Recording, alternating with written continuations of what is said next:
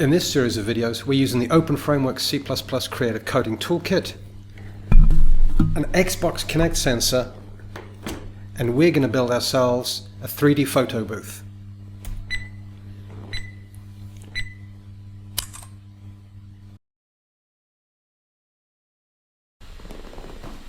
Welcome back. In this video, we're going to be looking at more work using the XBox Kinect sensor.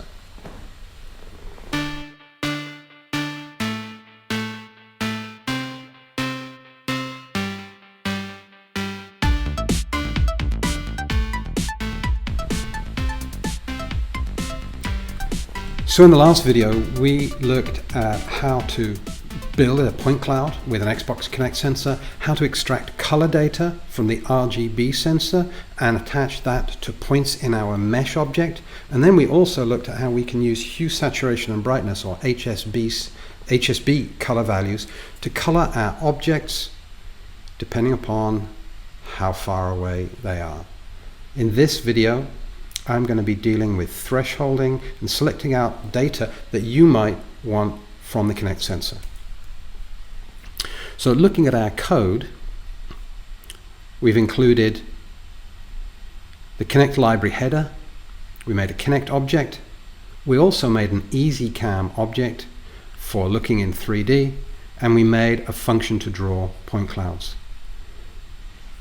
We've got a very simple initialization of the Kinect sensor. We update it, and then we either draw our point cloud function or we're drawing a debug of the Kinect RGB and depth image to the screen. We added a function called draw point cloud, where we build our point cloud by looping through the X and the Y pixels inside the depth image that the Kinect sensor is building, and adding those point by point as vertices into an OF mesh object. We also either found that we can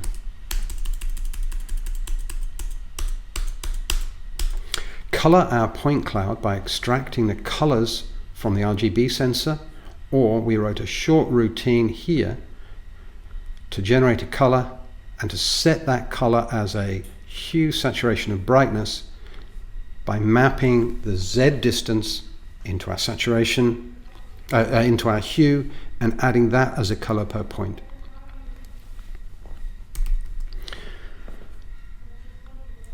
So we have our 3D point cloud,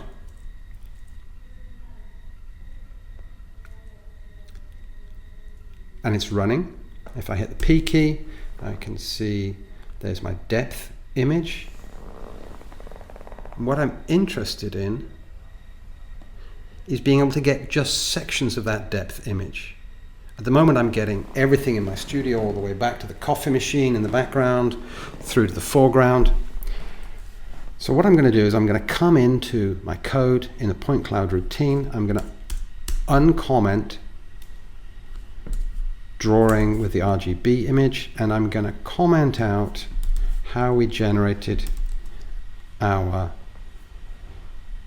HSB color.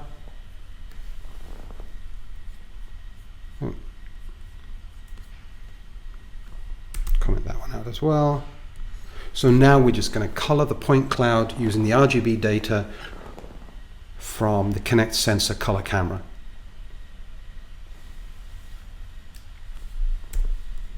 And there it is. We're back to a little bit of what we found earlier. What I want to do is actually get rid of this whole back wall in the studio. And I can set that in a couple of different ways. The simplest thing is in this routine where I'm saying add a vertex, I can say if the vertex is closer than this or further away than that, don't put it in. So what I'm going to do is I'm going to actually put that in right now. I'm going to say get a point using get world coordinate from the Kinect sensor, and if point.z is less than near clip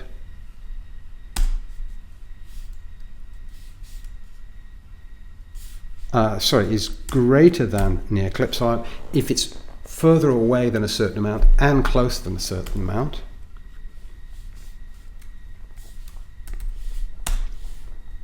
and point dot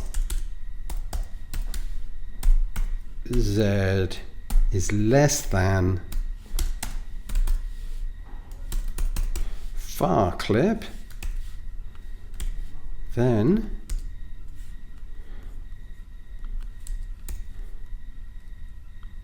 I'll tidy this up a little bit.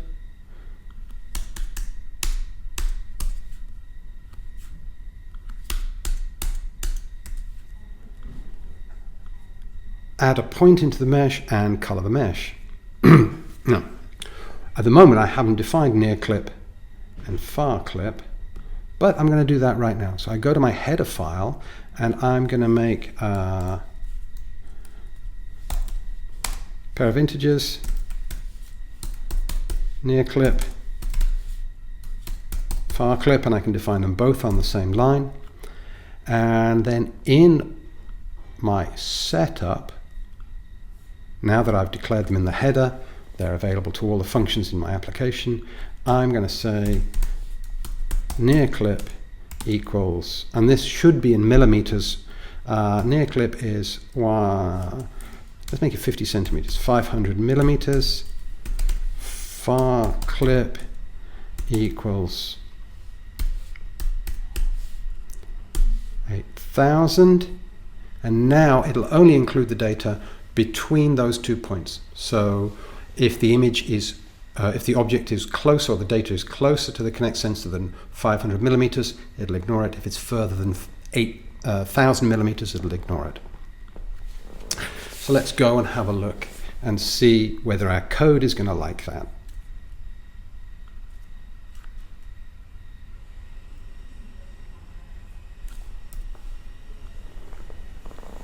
Okay, so that's all well and good. Here's our Kinect sensor, and I move my hand closer, that's maybe 50 centimeters. Let's reduce these values and see. So our far clip, let's set that to be 2,000, so that should be 2 meters, and the whole back wall of the studio should now be clipped out, and run our code again.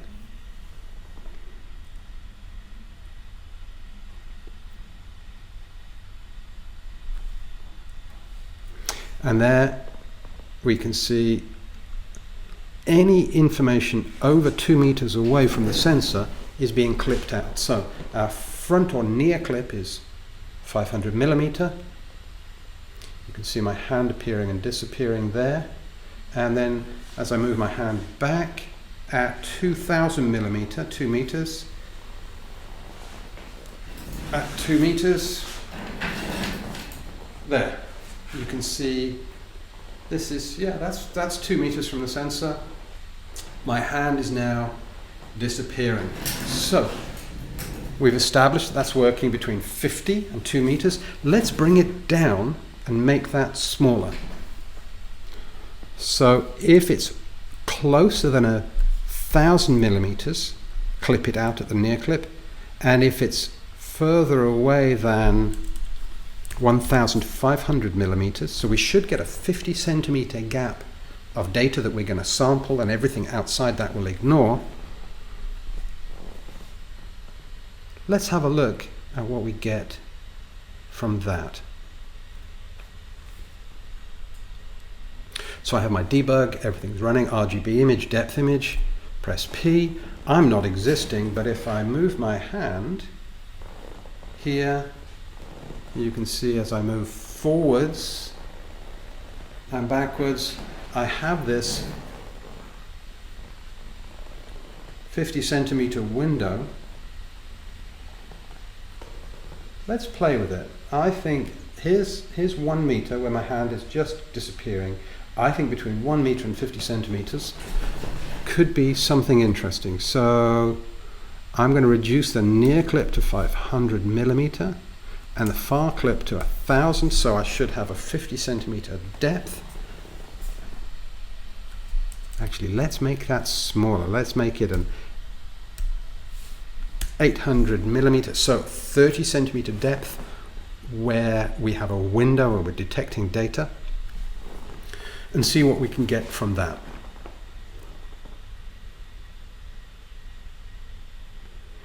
So this compiles and runs. I show my point cloud, and now I just have 30 centimeters where my hand, or both my hands, appear, and everything else is being clipped out. So if I hold my hand here, we have the easy cam.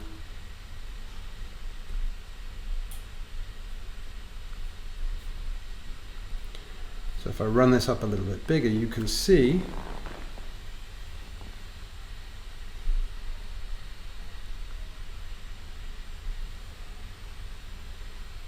just my hands appearing. What I could do is I could take the average and find out exactly where that is. And now that I have an object, I could detect the pixels and attach a sound to it, a 3D object, or anything else that I wanted. So that's the beginning point of how we can use openFrameworks and the Kinect XBox sensor and point cloud information to start getting interesting looking data that knows about its surroundings without needing to use buttons on everything. So in future videos, I'll be looking at the Kinect 2 sensor and also about using skeleton tracking and natural interaction so that we can get even more information out of using the Kinect sensor. Please leave comments below if there are things that you'd like to see, you have feedback, also links to your ideas or suggestions, and hit the subscribe and hit the like button if you like it. Thanks very much, and I'll see you next time.